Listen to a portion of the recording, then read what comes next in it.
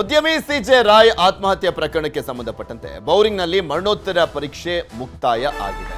ಇಂದು ಆಸ್ಪತ್ರೆಯಲ್ಲೇ ಇರಲಿರುವಂಥದ್ದು ರಾಯ್ ಮೃತದೇಹ. ಉದ್ಯಮಿ ಸಿಜೆ ರಾಯ್ ಆತ್ಮಹತ್ಯೆ ಪ್ರಕರಣಕ್ಕೆ ಸಂಬಂಧಪಟ್ಟಂತೆ ಇವತ್ತು 10 ಗಂಟೆಗೆ ಮರಣೋತ್ತರ ಪರೀಕ್ಷೆಯನ್ನ ಮಾಡಲಾಗ್ತಾ ಇತ್ತು. ಆ ಮರಣೋತ್ತರ ಪರೀಕ್ಷೆ ಮುಕ್ತಾಯ ಆಗಿದೆ. ಇಂದು ಆಸ್ಪತ್ರೆಯಲ್ಲೇ ಇರಲಿರುವಂಥದ್ದು ರಾಯ್ ಮೃತದೇಹ.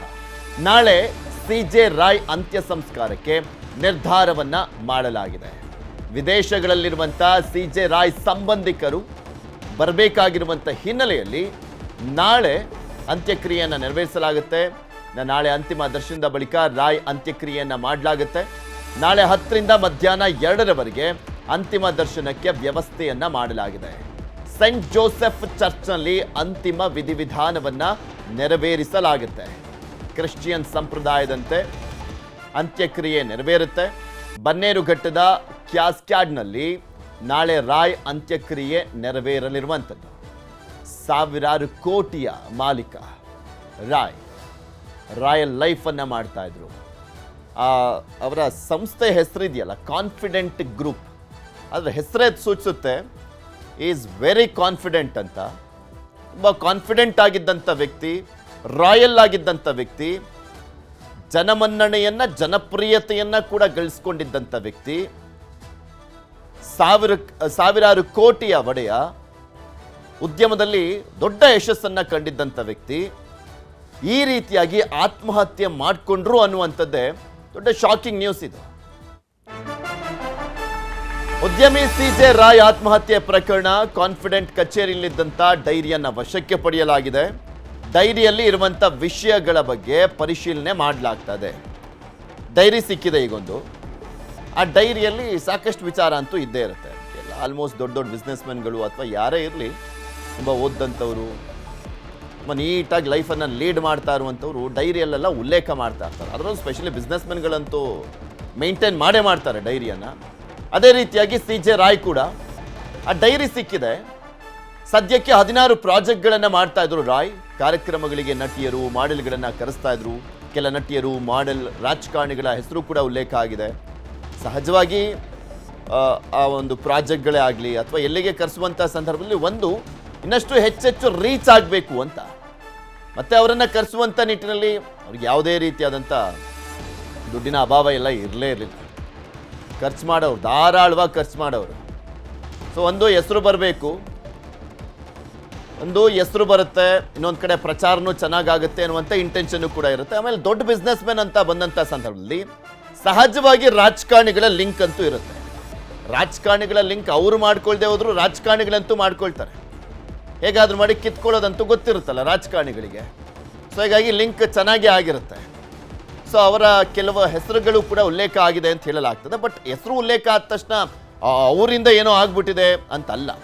ಬಟ್ ಯಾವ ಕಾರಣಕ್ಕೆ ಹೆಸರು ಉಲ್ಲೇಖ ಆಗಿರ್ಬೋದು ಅನ್ನುವಂಥದ್ದು ಗೊತ್ತಿರಲ್ಲ. ಅದನ್ನು ಏನಾದರೂ ಉಲ್ಲೇಖ ಮಾಡಿರ್ತಾರ, ಸಾಲ ಕೊಟ್ಟೆ ಅಂತನೋ ಅಥವಾ ಅವರಿಂದ ಏನಾದರೂ ಅವ್ರು ಪಡ್ಕೊಂಡ್ರು ಅನ್ನುವಂಥ ಕಾರಣಕ್ಕೋಸ್ಕರನೋ ಗೊತ್ತಿಲ್ಲ. ಒಟ್ಟಿನಲ್ಲಿ ಕೆಲವೊಂದು ಹೆಸರುಗಳಂತೂ ಉಲ್ಲೇಖ ಆಗಿದ್ದೆ ಡೈರಿಯಲ್ಲಿ.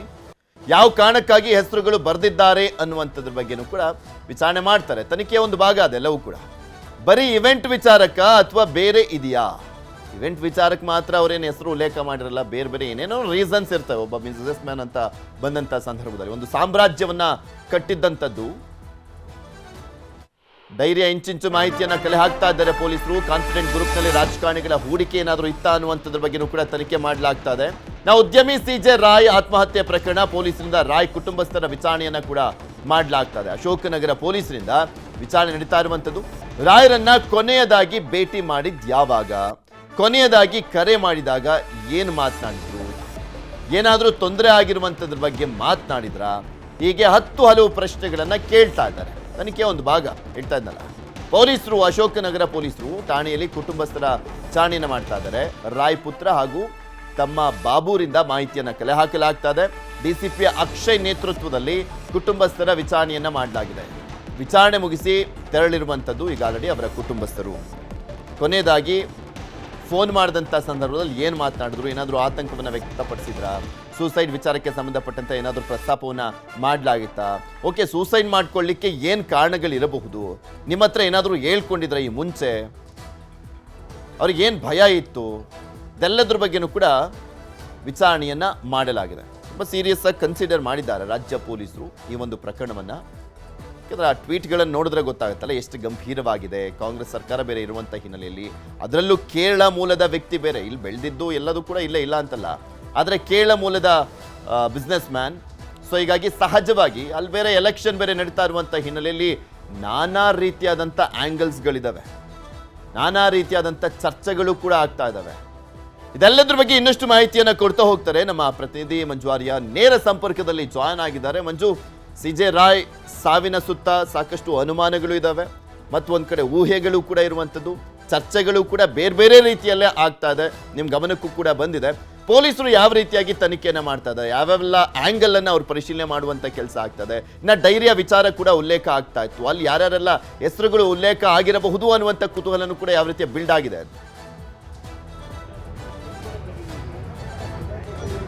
ಎಸ್, ಖಂಡಿತವಾಗ್ಲೂ ಪೃಥ್ವಿ, ಈ CJ ರಾಯ್ ಆತ್ಮಹತ್ಯೆ ಪ್ರಕರಣಕ್ಕೆ ಸಂಬಂಧಪಟ್ಟಂತೆ ಯಾವುದೇ ಕನ್ಕ್ಲೂಷನ್ಗೂ ಕೂಡ ಆಗ್ತಾ ಇಲ್ಲ.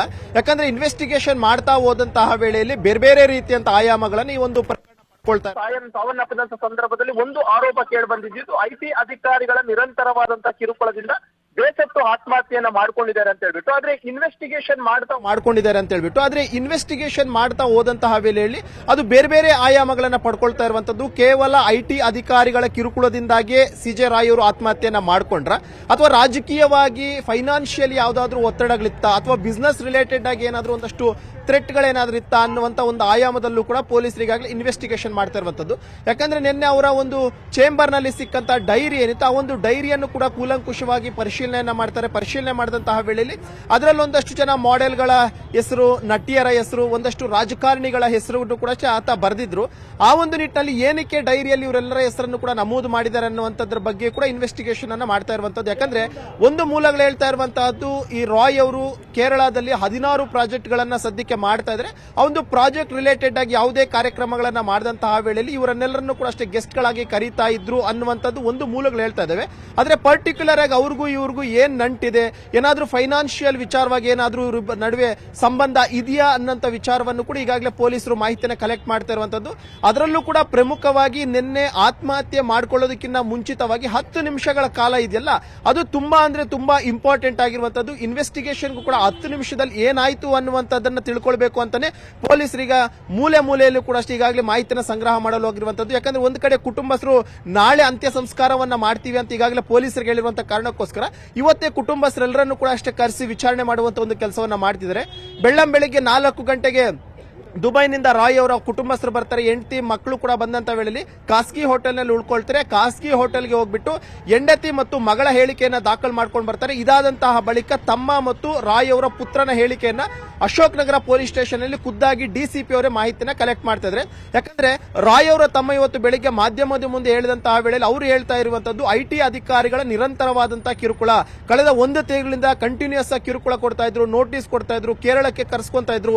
ಕೊಚ್ಚಿ ಮೂಲದ IFS ಅಧಿಕಾರಿ ಏನಿದ್ರೆ, ಅವರು IRS ಅಧಿಕಾರಿ ಏನಿದ್ರೆ, ಇವ್ರನ್ನ ಕೇಳಿದ್ರೆ ಇದೆಲ್ಲದಕ್ಕೂ ಕೂಡ ಉತ್ತರ ಸಿಗುತ್ತೆ ಅಂತ ಕೂಡ ಸ್ಟೇಟ್ಮೆಂಟ್ ಕೊಟ್ಟಿದ್ರು. ಆ ರಿಲೇಟೆಡ್ ಆಗಿ ನಿಜಕ್ಕೂ ಕೂಡ IT ಅಧಿಕಾರಿಗಳಿಂದ ಯಾವ ರೀತಿಯಂತ ಕಿರುಕುಳ ಇತ್ತು, ಅಥವಾ ಬೇರೆ ರೀತಿಯಂತ ಆಮಿಷಗಳೇನಾದ್ರೂ IT ಡಿಪಾರ್ಟ್ಮೆಂಟ್ ಇಂದ ಬಂದಿತ್ತ ಅನ್ನುವಂಥದ್ರ ಬಗ್ಗೆ ಕೂಡ ಈಗಾಗಲೇ ಪೊಲೀಸರು ಇನ್ವೆಸ್ಟಿಗೇಷನ್ ಒಂದು ಕಡೆ ಮಾಡ್ತಾ ಇರುವಂತದ್ದು. ಇಲ್ಲಿ ಕೇವಲ ಒಂದು ಆಯಾಮದಲ್ಲಿ ಇನ್ವೆಸ್ಟಿಗೇಷನ್ ಆಗ್ತಿಲ್ಲ, ಒಂದು ಕಡೆ IT ಆಯಾಮದಲ್ಲಿ ಇನ್ವೆಸ್ಟಿಗೇಷನ್ ಆಗ್ತಿದೆ, ಮತ್ತೊಂದು ಕಡೆ ಬಿಸ್ನೆಸ್ ಪಾರ್ಟ್ನರ್ಸ್ ಯಾರಿದ್ದಾರೆ, ಯಾರೆಲ್ಲ ಇನ್ವೆಸ್ಟ್ ಮಾಡಿದ್ದಾರೆ, ಇನ್ವೆಸ್ಟರ್ಸ್ ಯಾರಿದ್ದಾರೆ, ಅವರಿಂದ ಏನಾದ್ರೂ ತೊಂದರೆ ಆಗ್ತಿದೆಯಾ, ಫೈನಾನ್ಷಿಯಲ್ ಏನಾದ್ರೂ ಪ್ರಾಬ್ಲಮ್ಸ್ ಏನಾದ್ರೂ ಕ್ರಿಯೇಟ್ ಆಗಿತ್ತಾ, ಅಥವಾ ಹಣ ಹೂಡಿಕೆ ಮಾಡಿರುವಂತವ್ರು ಏನಾದ್ರೂ ಪದೇ ಪದೇ ಹಣವನ್ನು ವಾಪಸ್ ಕೊಡುವಂತೆ ಕೇಳ್ತಾ ಇದ್ರ. ಯಾಕಂದ್ರೆ ಕೋಟ್ಯಾಂತರ ರೂಪಾಯಿ ಹಣ ಹೂಡಿಕೆ ಆಗಿದೆ ಈ ಒಂದು ಕಾನ್ಫಿಡೆಂಟ್ ಗ್ರೂಪ್ ಅಲ್ಲಿ. ಆ ಎಲ್ಲಾ ಹಣವನ್ನು ಕೂಡ ಅಷ್ಟೇ ಕೇರಳದಲ್ಲಿರುವಂತಹ ಒಂದಷ್ಟು ಪ್ರಾಜೆಕ್ಟ್ ಗಳಿಗೆ ಇವರು ಹೋಗಿ ಹಾಕಿದ್ದಾರೆ. ಅಲ್ಲಿಂದ ದುಬೈನಲ್ಲಿರುವ ಒಂದಷ್ಟು ಪ್ರಾಜೆಕ್ಟ್ ಗಳ ಹಣ ಹಾಕಿದ್ದಾರೆ.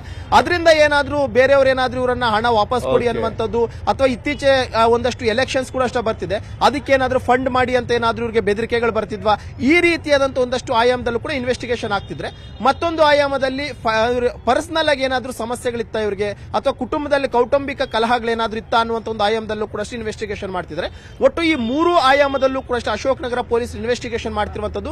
ಯಾವುದೇ ಇನ್ವೆಸ್ಟಿಗೇಷನ್ ಮಾಡಿದ್ರು ಕೂಡ ಅಷ್ಟೇ ಇಲ್ಲಿ ಈಗಲೂ ಕನ್ಕ್ಲೂಷನ್ಗೆ ಬರಕ್ ಆಗ್ತಾ ಇಲ್ಲ. ಯಾಕಂದ್ರೆ ಯಾವುದು ಕೂಡ ಎಂಡ್ ಅನ್ನುವಂಥದ್ದು ಆಗ್ತಿಲ್ಲ, ಒಬ್ಬೊಬ್ಬರನ್ನ ಕರೆಸಿ ಎನ್ಕ್ವೈರಿ ಮಾಡುವಂತ ಒಂದು ಕೆಲಸಗಳಾಗ್ತಿದೆ. ಬಹುತೇಕ ಈ ಒಂದು ಪ್ರಕರಣದಲ್ಲಿ ಒಂದು ಅಂತಿಮ ಹಂತಕ್ಕೆ ಬರಬೇಕು ಅಂತಂದ್ರೆ ಈ 3 ಆಯಾಮದಲ್ಲಿ ಇನ್ವೆಸ್ಟಿಗೇಷನ್ ಕಂಪ್ಲೀಟ್ ಆದಾಗ ಮಾತ್ರ ಏನಕ್ಕೆ ಅವರು ಸುಸೈಡ್ ಮಾಡ್ಕೊಂಡ್ರು ಅನ್ನುವಂತ ಒಂದು ಕ್ಲಾರಿಟಿ ಈ ಪ್ರಕರಣದಲ್ಲಿ ಸಿಗುತ್ತೆ ಪೃಥ್ವಿ.